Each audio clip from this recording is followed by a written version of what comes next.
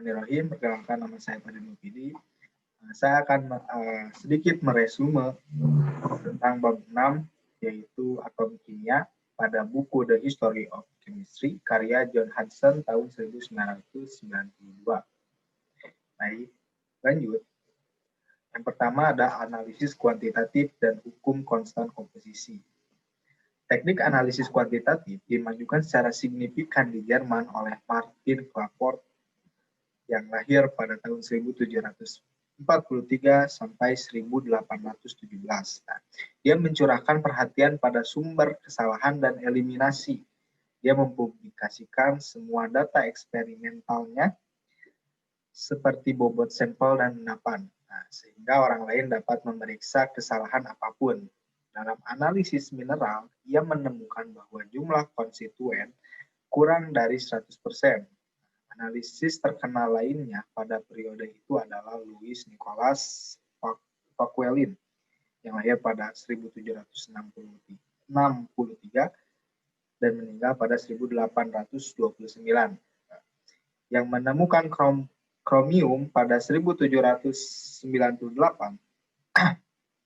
Nah, sekitar waktu ini, beberapa logam lain ditemukan dengan analisis mineral yang cermat. Baik, lanjut. Teori Dalton tentang campuran gaseus. Dalton menggunakan model gas yang sangat mirip dengan yang digunakan Newton.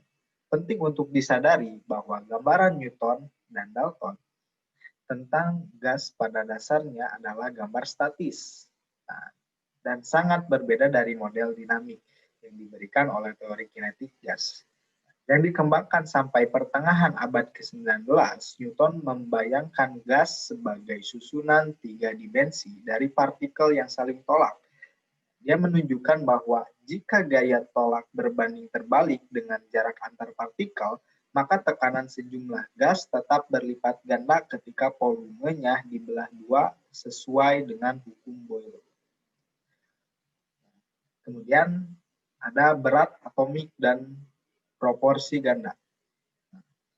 Penjelasan lengkap pertama dari teori atom diberikan pada tahun 1807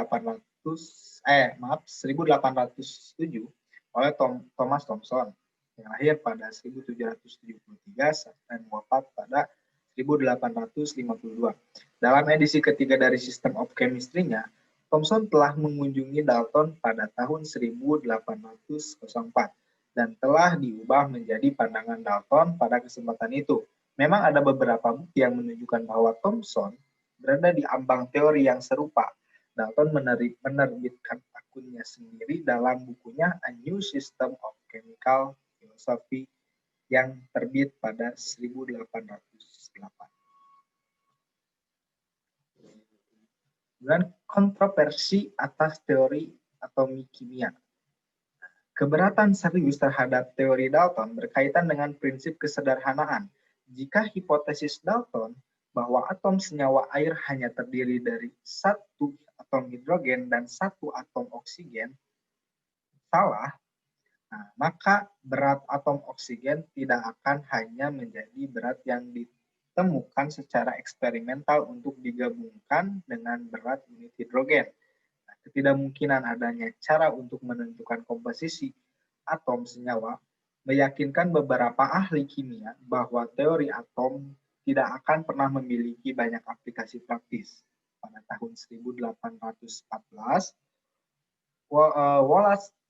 Wollaston telah kehilangan sebagian antusiasmenya terhadap teori Dalton dan ia mengusulkan agar bobot yang setara atau menggabungkan digunakan sebagai pengganti bobot atom.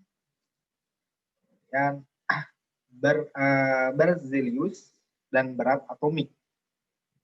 Pada tahun 1813, Berzelius mengusulkan sistem simbolisme kimia yang merupakan dasar dari notasi yang digunakan saat ini.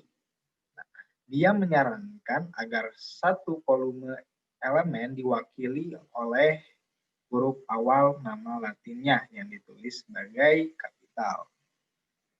Yang jika dua elemen memiliki huruf awal yang sama, non-logam diberi satu huruf dan huruf kecil kedua ditambahkan ke simbol logam.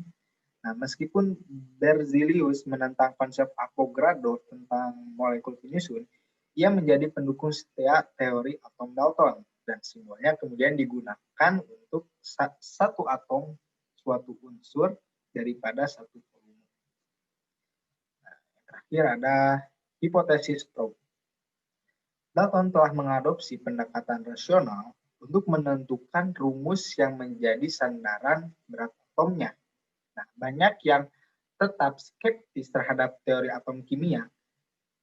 Dalton bersikeras bahwa atom dari setiap elemen berada dari atom setiap elemen lainnya. Dan karena jumlah elemen yang diketahui meningkat selama kuartal pertama abad ke-19, tabel Berzelius tahun 1826 berisi 49 elemen. Dan banyak gagasan bahwa alam semesta terdiri dari sejumlah besar partikel fundamental adalah tidak masuk akal. Nah, banyak ahli kimia berharap bahwa apa yang disebut unsur pada akhirnya akan ditemukan sebagai kombinasi yang sangat stabil dari bahan yang sederhana. Kemudian setelah tahun 1860, teori atom kimia tiba-tiba memperoleh kegunaan yang besar.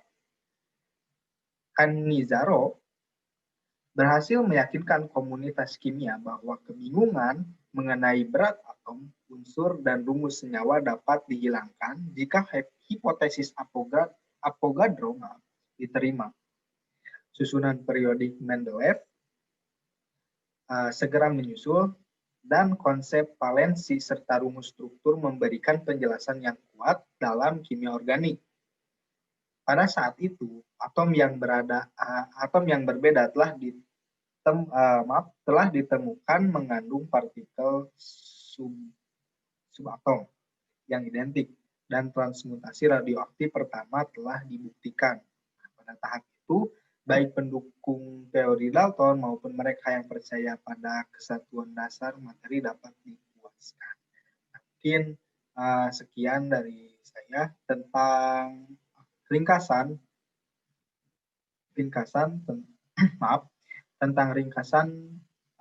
bab 6 dari buku John Hudson.